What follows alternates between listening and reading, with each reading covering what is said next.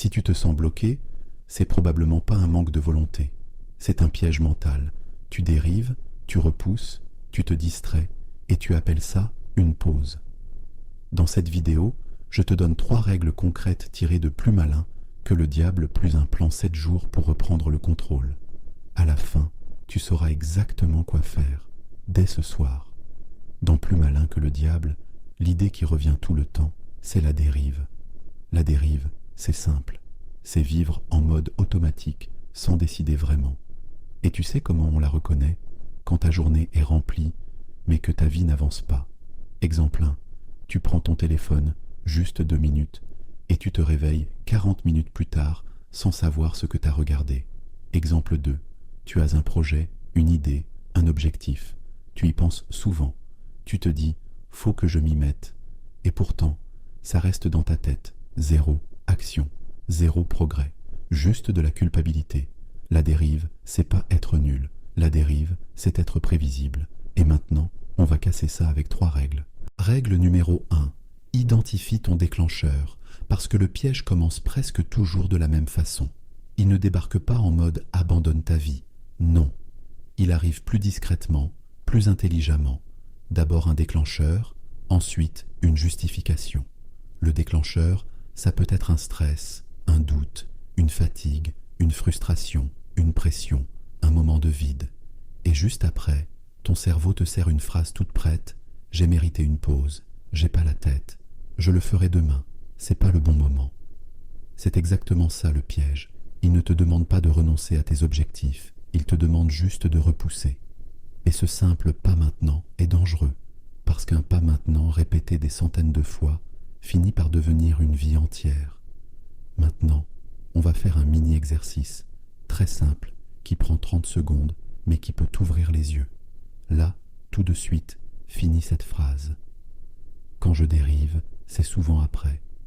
Après une dispute, après une longue journée de boulot, après un moment d'ennui, après un stress, après une déception. Choisis une situation qui revient souvent. Ensuite, finis cette deuxième phrase.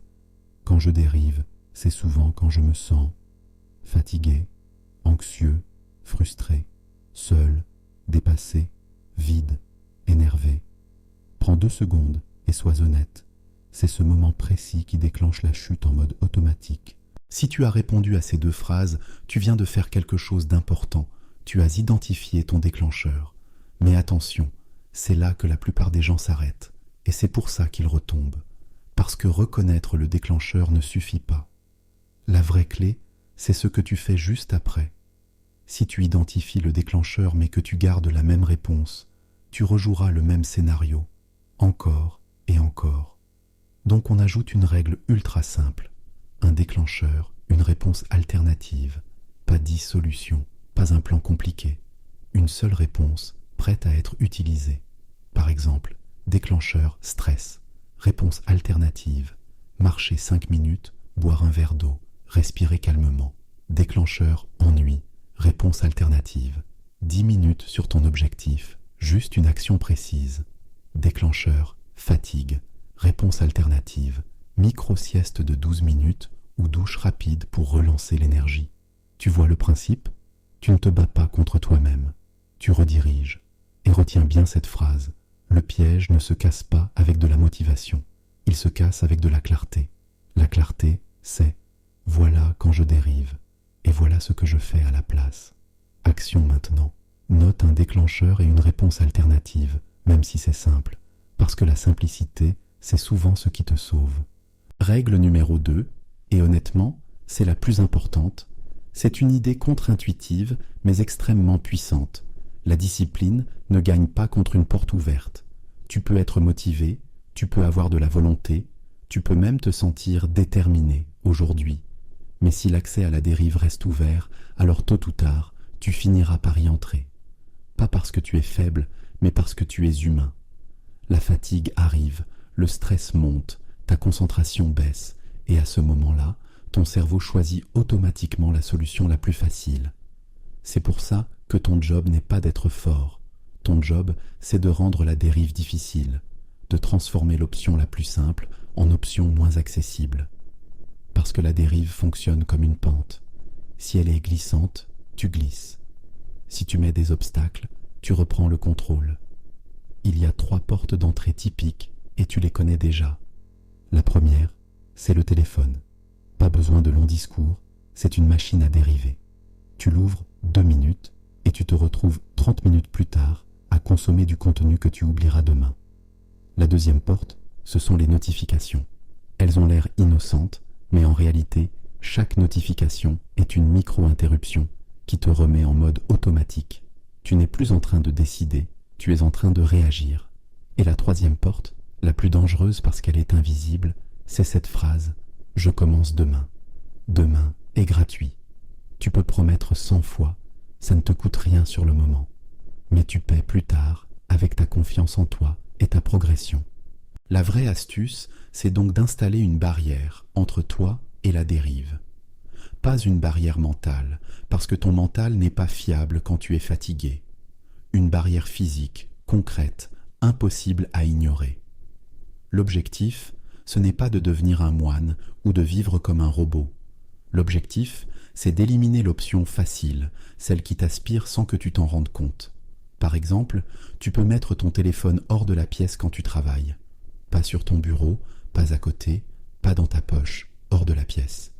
Tu peux activer le mode avion et couper les notifications, au moins sur des plages de concentration.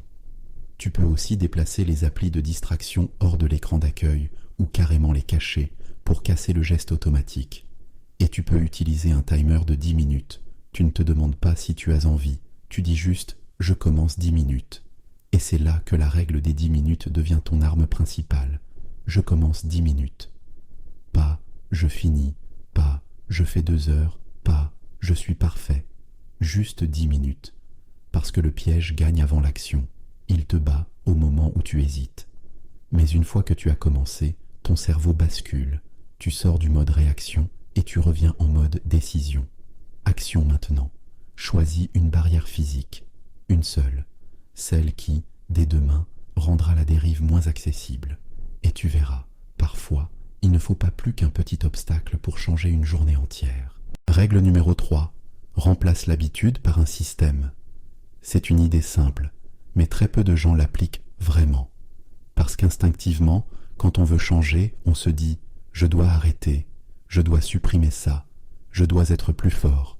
Sauf que ça marche rarement sur la durée. Pourquoi ? Parce que tu ne combats pas une habitude, tu la remplaces. Si tu essaies uniquement de couper la dérive, tu vas craquer tôt ou tard, non pas parce que tu manques de volonté, mais parce qu'il y a un besoin derrière. La dérive, ce n'est pas juste perdre du temps.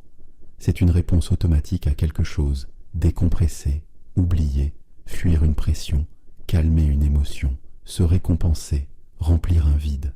Et tant que ce besoin existe, ton cerveau cherchera une sortie. Si tu enlèves la sortie sans rien proposer à la place, tu crées une frustration. Et la frustration finit par gagner. C'est pour ça que la vraie solution, ce n'est pas la suppression, c'est le remplacement. Tu gardes l'idée de réponse, mais tu changes la réponse. Et pour y arriver, tu n'as pas besoin d'un plan compliqué, tu as besoin d'un système. Le système le plus simple du monde tient en 3 lignes, 10 minutes, 1 action, 0 négociation. En clair, peu importe mon humeur, je fais une action pendant 10 minutes. Et c'est tout. Tu n'attends pas d'être motivé, tu n'attends pas d'être inspiré, tu n'attends pas que la journée soit parfaite. Tu fais juste le minimum efficace. Pourquoi ? Parce que la constance ne vient pas de la grandeur, elle vient de la répétition. Ce n'est pas une énorme action une fois qui change ta vie, ce sont des petites actions souvent. Et ce système t'évite l'erreur classique. Viser trop grand, s'épuiser, abandonner, puis culpabiliser. Regarde le sport. Beaucoup de gens se disent « je dois faire une vraie séance complète ». Résultat, ils repoussent parce que ça demande de l'énergie mentale. Le système te fait dire autre chose, 10 minutes. Pompe, gainage, marche rapide, squat, peu importe. Tu démarres. Et quand tu démarres, tu gagnes déjà la journée parce que tu as brisé l'inertie. Même si tu t'arrêtes après 10 minutes, tu as prouvé à ton cerveau que tu es quelqu'un qui agit. Même principe pour le business, les études ou n'importe quel projet. Au lieu de dire « je bosse 3 heures », tu dis « 10 minutes sur l'action la plus importante ». Écrire 10 lignes, faire un appel, faire une recherche, avancer une slide, envoyer un message. L'action est petite, mais elle casse la dérive. Et surtout, elle te remet dans une dynamique où tu progresses, même dans un jour moyen. La phrase qui change tout, c'est celle-ci. La dérive se nourrit de deux choses, la facilité et l'absence de système. Quand tout est facile à fuir, tu fuis. Quand il n'y a pas de système, tu improvises, et l'improvisation te fait perdre. Mais quand tu mets un système en place, tu redeviens quelqu'un qui avance, même quand tu n'as pas envie, même quand tu es fatigué, même quand la journée est imparfaite. Action maintenant. Choisis ton 10 minutes, une action pour demain. Une action précise. Pas travailler, pas être productif. Une action claire. Écrire l'intro, ouvrir le doc, faire un exercice, faire un appel, lister 10 idées. Plus c'est simple, plus c'est puissant. Et plus c'est répétable, plus ça te transforme. Plan 7 jours, ultra concret. Version longue, environ 1000 mots. Ok. Là, je te donne un plan sur 7 jours. Et je veux que tu comprennes un truc dès le départ. Si tu le fais vraiment, tu vas sentir un changement réel. Pas dans 3 mois. Pas quand tu auras le temps. Cette semaine. Pourquoi ? Parce que tu ne vas pas compter sur la motivation. Tu ne vas pas te raconter des histoires. Tu vas installer un système simple, clair et surtout applicable quand tu es fatigué, stressé ou pas dans le mood. La plupart des gens échouent parce qu'ils confondent envie et structure. Ils attendent de se sentir prêts. Ils attendent le bon moment. Mais le bon moment n'arrive pas. Et même quand il arrive, il ne dure pas. Ici, on fait l'inverse. On crée un cadre qui fonctionne même quand ton énergie est basse. C'est ça, reprendre le contrôle. Pas être parfait, mais arrêter d'être en mode automatique. Jour 1, le déclencheur. Observer au lieu de se juger. Aujourd'hui, tu ne changes rien. Pas besoin de te forcer, pas besoin de te reprendre. Ton rôle, c'est d'observer, comme si tu regardais ton propre comportement de l'extérieur. Parce que tant que tu ne sais pas quand tu dérives, tu ne peux pas empêcher la dérive. Tu prends une note, sur ton téléphone ou sur un papier, et tu écris simplement cette phrase. Quand je dérive, c'est souvent après, quand je me sens. Puis, tu remplis les blancs honnêtement. Après une journée fatigante, après un stress, après une remarque qui t'a piqué, après un moment de vide, après une séance de travail intense, après un échec, après une tâche qui te fait peur, il n'y a pas de bonne réponse, il y a ta réponse. Ensuite, tu observes ton état intérieur. Quand tu dérives, tu te sens comment ? Fatigué, anxieux, frustré, seul, dépassé, agacé, vide. Le but, ce n'est pas de te juger, c'est d'identifier le moment exact où tu passes en mode automatique. Parce que la dérive n'arrive jamais par hasard. Elle arrive à des moments précis, et si tu repères ces moments, tu récupères déjà du pouvoir. Ce premier jour est plus important qu'il n'en a l'air, parce que tu commences à remplacer la culpabilité par la lucidité. Tu ne dis plus « je suis nul », tu dis « ok, voilà mon déclencheur », et ça change tout. Jour 2, la barrière, rendre la dérive moins accessible. Demain, tu installes une barrière physique, une seule, pas une promesse, pas « je vais faire attention », pas « je vais essayer de moins scroller ». Une barrière réelle, concrète, visible, parce que ton mental n'est pas fiable quand tu es fatigué. Et c'est précisément dans ces moments-là que la dérive gagne. Voici quelques exemples simples, mais puissants. Téléphone hors de la pièce quand tu travailles ou quand tu veux te concentrer. Pas sur le bureau, pas dans la poche, pas sur le lit. Hors de la pièce. Mode avion pendant une plage précise, même 30 minutes. Notification désactivée, au minimum celle des réseaux sociaux. Appli de distraction cachée ou éloignée. Pas sur l'écran d'accueil, pas à portée du réflexe. Ton objectif est simple, rendre la dérive moins accessible. Tu ne te bats pas contre ta nature, tu changes l'environnement. Tu ne fais pas confiance à ta volonté, tu changes la configuration du jeu. Et je le répète, une seule barrière, la plus simple, la plus facile à appliquer dès demain. Le piège, c'est de vouloir tout changer d'un coup, puis de tenir 48 heures, puis de craquer. Là, on veut du durable. Une barrière, bien choisie, peut déjà changer une journée entière. Jour 3, les 10 minutes, le système le plus simple du monde. Jour 3, tu appliques le système le plus simple du monde. 10 minutes, une action, 0 négociation. Peu importe ton humeur, tu fais une action précise pendant 10 minutes. Pas « je vais travailler », pas « je vais être productif ». Une action claire, concrète, mesurable. Par exemple, j'écris l'intro, j'ouvre le doc, je fais un exercice, j'envoie un message, je lis 2 pages, je range 10 minutes, je fais 10 minutes de marche, je fais 10 minutes de gainage plus squat. Le contenu importe moins que le fait de commencer. Le but n'est pas de faire énorme, le but c'est de lancer la machine, parce que la dérive gagne avant l'action, au moment où tu hésites, où tu négocies, où tu te demandes si tu as envie. Une fois que tu as commencé, ton cerveau bascule. Tu n'es plus dans l'imaginaire, tu es dans le réel. Et cette règle, 0 négociation, est fondamentale. Elle t'empêche de te mentir. Tu ne discutes pas avec toi-même. Tu fais tes 10 minutes. Point. Jour 4. Répéter. Plus, comprendre les rechutes. Transformer l'échec en data. Jour 4. Tu répètes exactement pareil. 10 minutes, une action. Tu renforces le système. Tu prouves à ton cerveau que tu es capable de recommencer, pas seulement de faire une bonne journée. Et si tu rechutes, tu ne culpabilises pas, tu analyses, parce que culpabiliser te replonge dans la dérive, alors qu'analyser te fait progresser. Tu notes cette phrase. Quand j'ai rechuté, c'était à cause de fatigue, stress, téléphone trop proche, objectif trop flou, trop grosse tâche, trop d'écran le soir, un moment émotionnel. Chaque rechute te donne une information sur ton système. Tu n'es pas en train d'échouer, tu es en train de calibrer. Et là, tu fais un mini-ajustement. Par exemple, ok, si je craque le soir, alors je place mes 10 minutes le matin. Ou, si je dérive quand je suis stressé, alors je mets 5 minutes de marche avant de commencer. C'est petit, mais ça te rend plus intelligent que le piège. Jour 5, routine courte, créer un point d'ancrage. Jour 5, tu verrouilles un moment fixe, pas toute ta vie, juste un point d'ancrage. Le matin ou le soir, 10 minutes. Même principe. Pourquoi? Parce que ton cerveau adore les habitudes quand elles sont simples et régulières. Un rituel court, répétable, te transforme plus qu'un plan énorme que tu fais une fois. C'est ici que tu commences à devenir quelqu'un qui fait, automatiquement. Et c'est là que la dérive perd une partie de son pouvoir. Tu n'es plus à la merci de ton humeur. Si tu choisis le matin, tu poses ta journée. Tu prends de l'avance sur ton cerveau. Si tu choisis le soir, tu termines la journée avec une victoire, même petite. Dans les 2 cas, tu crées une identité.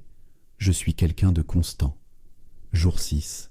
Action inconfortable, reprendre le respect de soi. Jour 6. Tu fais une action que tu évites.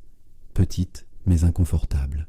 Un message, un appel, une demande, une décision. Un truc que tu repousses parce qu'il te met une pression. Ça peut être envoyer un mail important, faire un appel que tu repousses, demander une info, dire non, régler un dossier, prendre une décision financière, commencer un truc que tu évites depuis longtemps. Pourquoi c'est important? Parce que l'inconfort est souvent la frontière entre la dérive et la progression. Et quand tu franchis cette frontière, même une fois, tu récupères quelque chose de précieux, le respect pour toi-même. Tu redeviens quelqu'un qui n'évite pas. Tu redeviens quelqu'un qui se choisit. Jour 7, bilan plus verrouillage, continuer sans repartir à 0. Jour 7, tu fais un bilan simple, sans drama, sans te juger. Ce qui marche, ce qui casse. Un ajustement pour la semaine suivante. Ce bilan te permet de ne pas repartir à 0. Parce que le piège, c'est de faire une bonne semaine, puis de relâcher, puis de retomber, puis de dire « bon ben, j'ai encore échoué ». Non. Ici, on construit. Tu n'as pas besoin d'être parfait. Tu as besoin d'être constant. Et la constance, c'est juste s'améliorer sans arrêter. On résume en 15 secondes, déclencheur, porte, système. Tu identifies quand tu dérives. Tu fermes la porte d'entrée, tu remplaces avec un système de 10 minutes. Si tu veux, je mets le plan 7 jours en commentaire épinglé. Et si tu le fais vraiment, écris juste « piège ». Comme ça, je sais que t'es pas là pour consommer, t'es là pour changer. À très vite.